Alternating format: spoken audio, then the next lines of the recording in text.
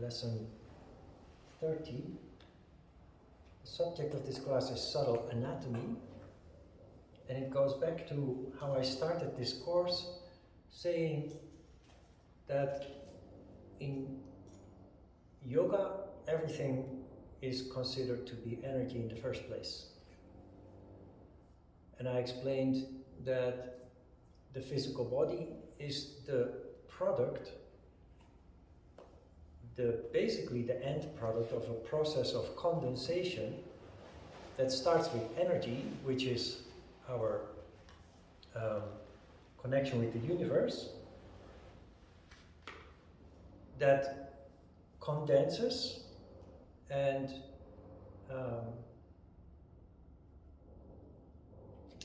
along the process continuing eventually leads to the manifestation into the physical body, into gross matter, as we call it.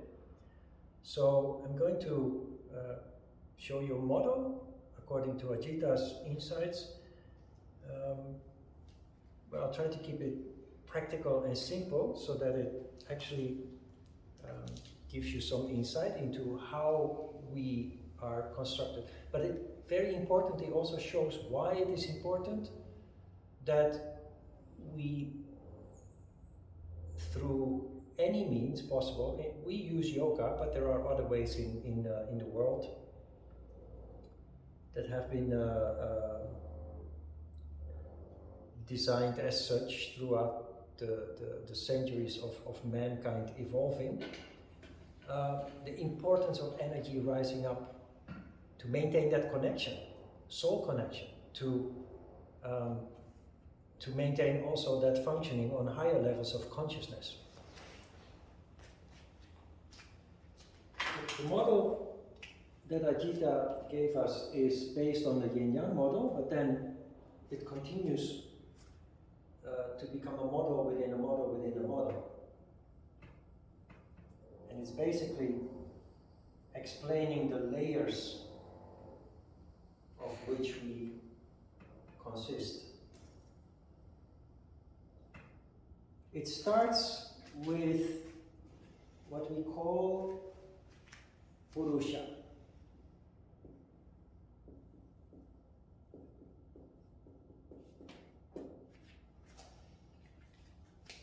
Purusha is the origin of our existence, the existence of mankind in general, but each individual also. We're all part of this big body of consciousness. At some point,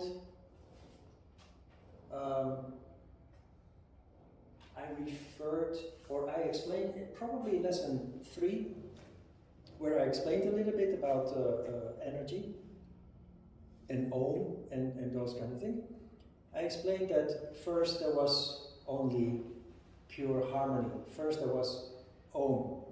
And the Bible described it in the chapter of John saying, first there was the Word. That is basically this condition. That is where the universe hasn't manifested into planets and stars, galaxies, and what have you. It's pure energy, but that energy is sattvic. As long as it's sattvic, there is no condensation, so there is no manifestation of gases, liquids, and eventually solid materials. But because of what we call subtle desire, vasana, the harmony is disturbed and condensation slowly starts. In holy books or religious books, that is called the fall from paradise. Because this condition, whether it's total sattva, that is the condition of paradise. So, energy starts to condensate, leading to a slightly denser body that is called avyakta.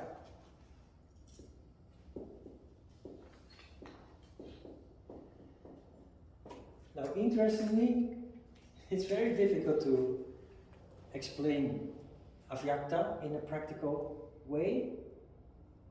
I've asked Ajita, and he said that he also asked the mentors that he had throughout his yoga adventures. And the conclusion about Avyakta is that it's so difficult to grasp the concept that it's better not to even try to waste too many words on it. But it is unmanifested soul or unmanifested self. That means that energy starts to condense and something starts to shift, something starts to happen, something starts to manifest, but it hasn't taken on any particular form yet. It's difficult to describe. So we leave it at that and go to the next layer, which then makes a little bit more sense. Because out of the unmanifested self, of course, manifests the self, and that is Atman. Atman is an important concept in Buddhism, in yoga, because that is where the human being starts to take shape in some kind of form. It is the self, manifested self, but with a capital S. So this is your true origin, your true blueprint. It is the body of consciousness that contains your true characteristics. It is one of the big goals in spiritual practice to go back to this origin, to this blueprint, because we are born like in this condition, but as a baby we do not manifest because it takes many years to grow and to mature before we are capable of manifesting. But before we reach the stage that we can actually manifest, we are conditioned. That pure and original blueprint has been overshadowed, snowed under by all the conditioning that we go through as a result of our education, upbringing, culture, and what have you.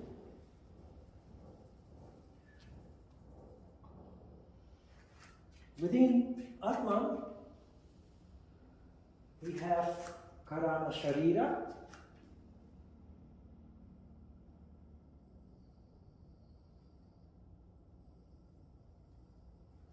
Sharira means body.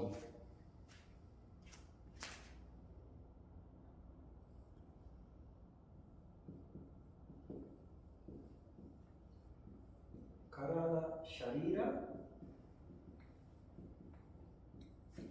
which is the crown chakra. So it's still not manifested into any physical part. It is the crown chakra. Karana Sharira is also called the causal body. And it is causal because it is the cause of who you are. It is the underlying cause of who we are, of why we are here. Karana Sharira. It's called the causal body. It's also called the spiritual body. Within Karana Sharira,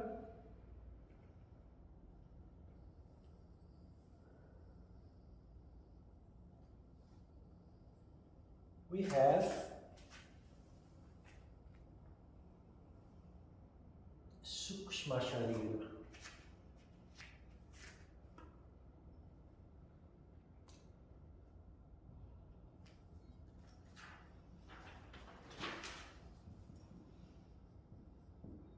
Sukshma Sharira is the intellect.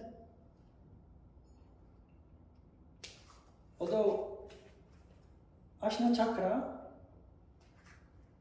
lies in and around the head, in yoga it's still not considered to be a physical part. It's above the physical body. Sukshma Sharira, intellect. Within Sukshma Sharira, we find Sthula Sharira.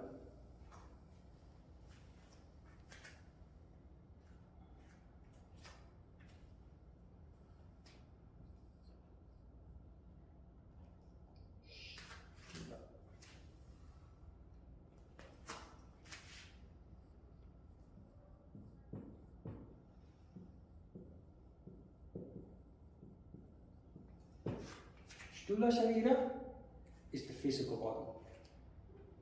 Remember somewhere at the beginning of the course, I kind of jokingly told you that many yoga teachers walk around while you are doing some difficult pose, shaking, sweating, and they walk around with their hands around behind their back and they say, connect your body, your mind, and your soul. Trying to sound mysterious. The body, the mind, and the soul. Those three bodies can function together, but number one, many yoga teachers who say this just want to sound mysterious.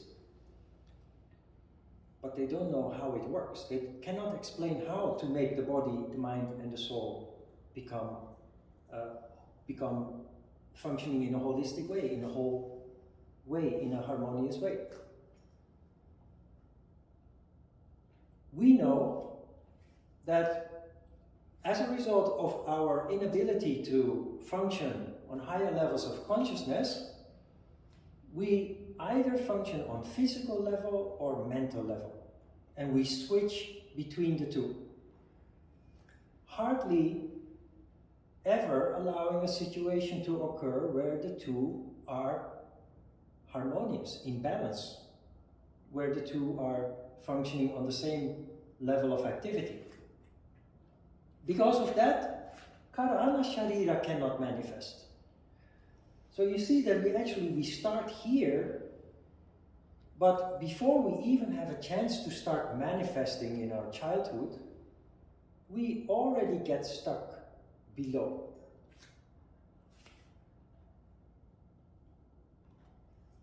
I explained at that time that although it may sound very mysterious, it's actually not so difficult to open up the crown chakra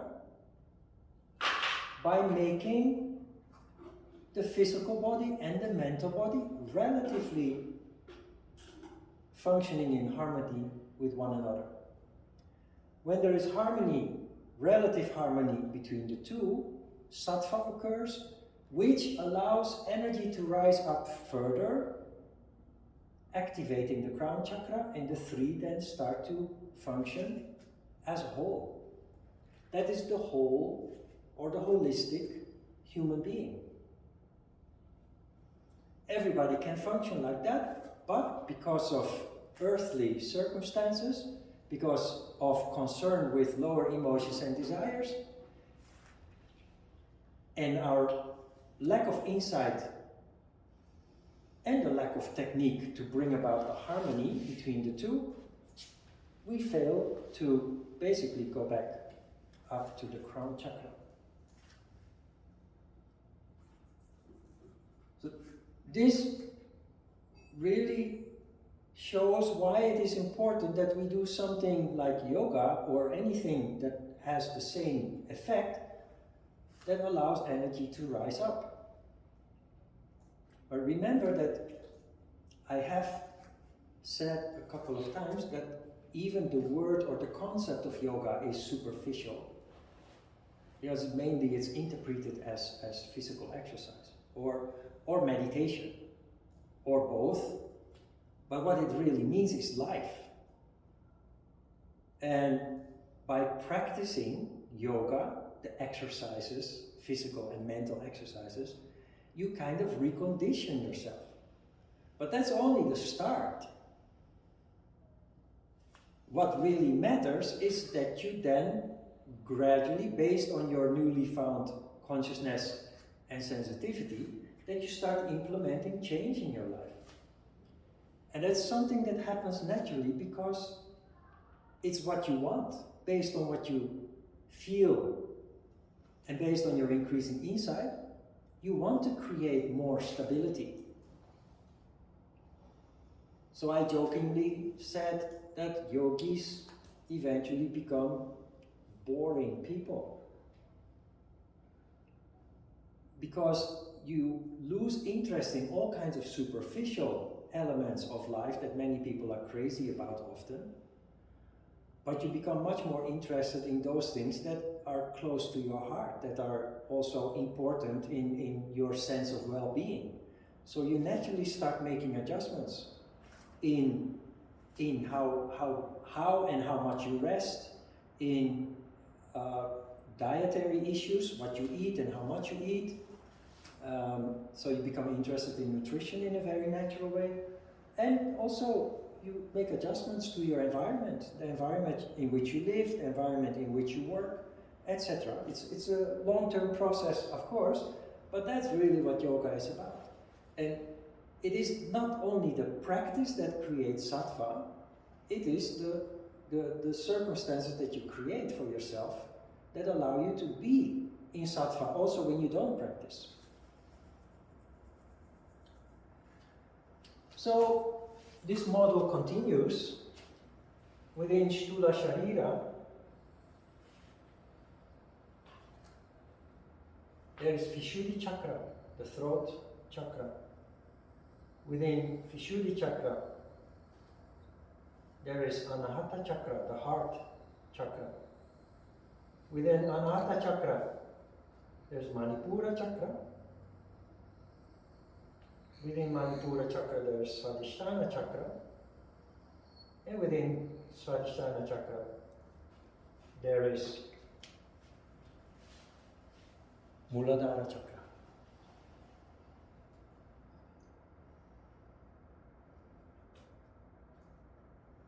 Contemplating this model has led me to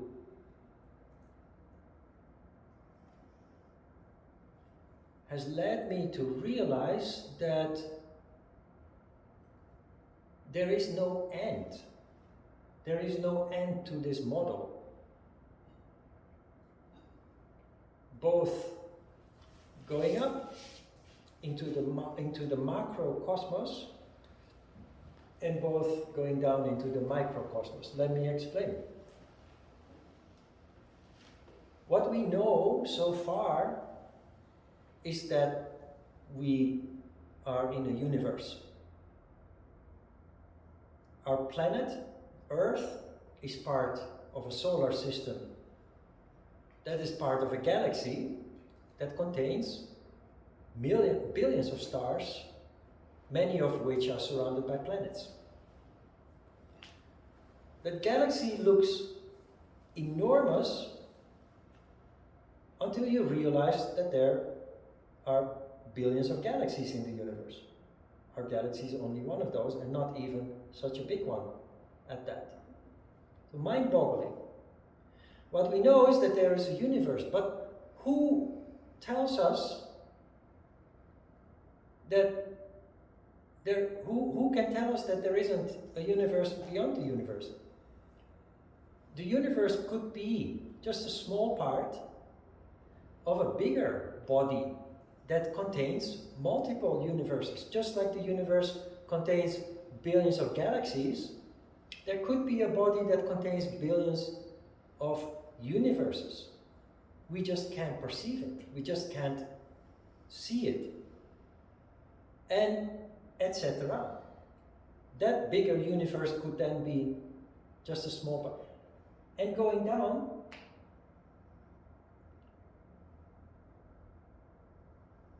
our body consists out of billions of cells.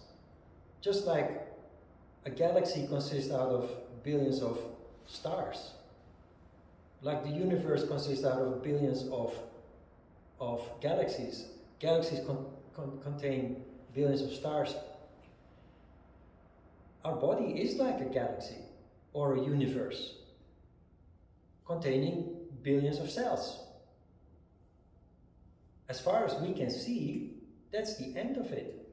But who can tell us that there doesn't exist in the microcosmos, within this one cell that we can perceive, who can tell us that that is not another universe that contains billions of smaller cells? So it's endless.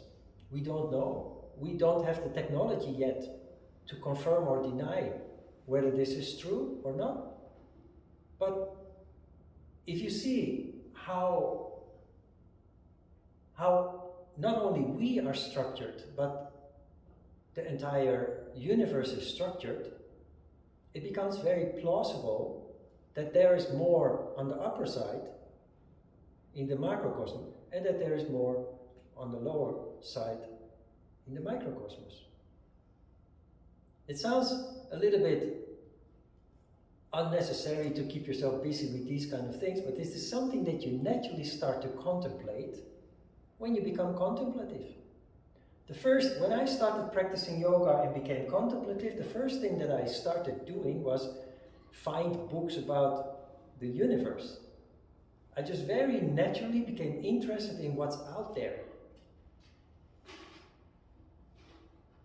Maybe you recognize that, or it will come further down the road.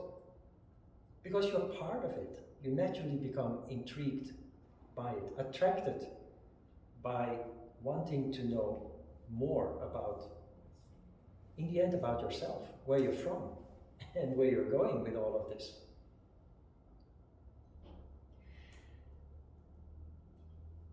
The energy from which we originate is unbreakable, and it is infinite, endless. That is where the idea comes from, that after you die, your physical body returns to dust, but your spirit ascends, continues to live on. And although in Christianity it's not really an accepted concept, in the Orient, in Eastern philosophy and Eastern religions, the idea of reincarnation, rebirth, is very accepted. Meaning that after your physical body has died, your spirit will at some point occupy another physical body. And it is also understood that when you die while standing in the middle of life, being still full of ambition and restlessness, or when you die suddenly by violence, the spirit ascends and then very quickly reincarnates into a new body, into another body. While at the same time, when you have lived a fulfilling life and you're at peace with yourself, in your 80s, when you're old and basically have a feeling you've done everything you wanted to do and you get tired because of your age and what have you, you basically die in peace. You have peace with the idea that you are going to die. So when that moment comes, you are sattvic, so to speak. You are in peace with yourself and the idea that you're going to pass. So the spirit that then ascends from your body is a spirit that is in peace, and the more in peace that spirit is, the longer it will stay up there before it then descends into another physical body. And when you think of it, you can see this around you. When there is war, many people die prematurely. You always have a baby boom after the the war. Not only that, when a country is very peaceful, very clearly, statistics show that we call it graying societies. Because the spirits stay up there, they don't descend and be reborn in bodies until lots of time has passed. Of course, governments and economists, they don't see it this way, either because they don't understand or because they only have material interests in mind. Because governments and economists don't like that people get less babies. But there is a big irony here, because governments, one of the most important things that governments want is a peaceful society. But then they don't want to deal with the consequences of a peaceful society. Because one of the consequences of any peaceful society, you can see that now around the world, any country that has an extended period of peace and prosperity ends up having less babies. And they explain it in superficial ways, saying housing is too expensive, education is too expensive, people are too selfish and want only to focus on the pleasures of life. Yeah, you can explain it in that way on a very superficial level, but there is much more to it. There's much more behind it. Countries that are very unstable have many people passing away while suffering, while being miserable. And so the return rate is very high. Countries that are very much at peace, people get to do what they want to do and they live out their ambitions and they generally get older, healthier, older, and they pass away in peace. And their spirit stays up there much longer. And so the population is thinning out. Mind-boggling if you start to think of it. Very interesting. One of the great purposes of Eastern religion, of Buddhism in particular, but also of course yoga, Hinduism, is to come to as much sattva as possible in this life, so that you can avoid being reborn, that you can avoid reincarnation, or at least to make a huge leap forward and reduce the amount of reincarnations that you have to go through before reaching the ultimate goal of enlightenment or liberation, liberation of the cycle of rebirth, so that your spirit can stay up there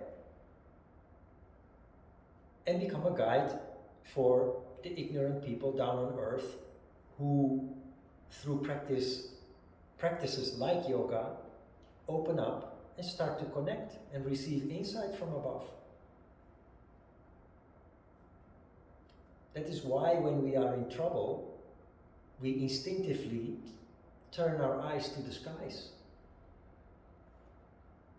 And people throughout the ages have distorted religion in such a way, saying God is up there and He's looking down on you. And they kind of made it into a kind of they turned it into something that you should fear, something that you should be afraid of. If you don't behave, then they will throw thunder and lightning at you. There's a primitive way for uneducated, illiterate people. For us, all the responsibility is with us. We see the law of cause and effect at work. When we violate the moral principles that not only apply to yoga practitioners but apply to anybody in this world, bad energy attracts bad energy. And that is basically the foundation of the law of karma. If we misbehave, we naturally attract negative things to come to us. It's a natural law.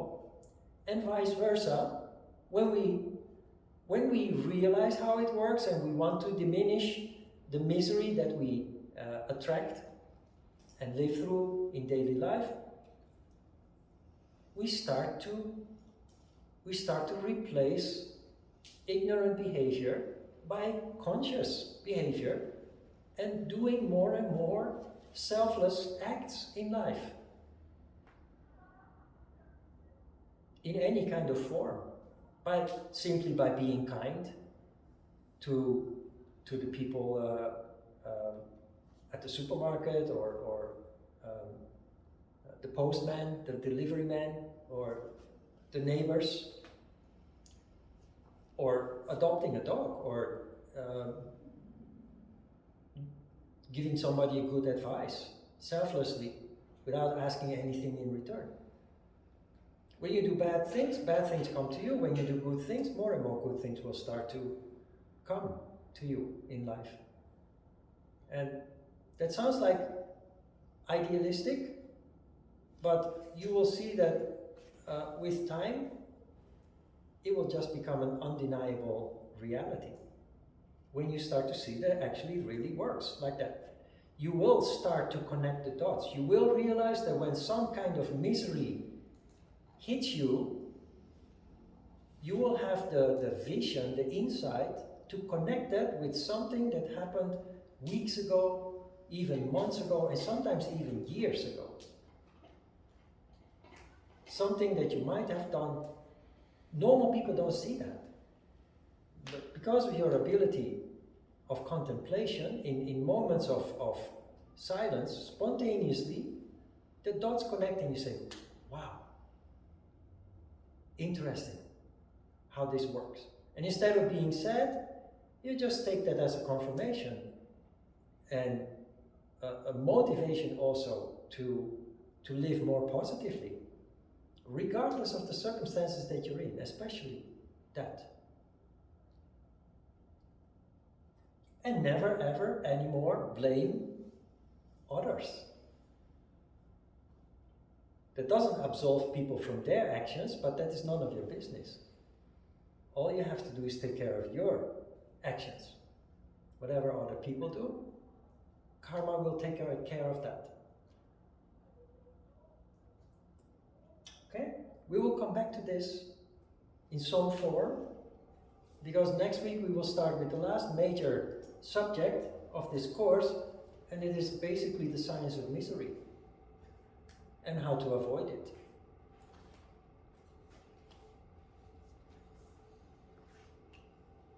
Questions?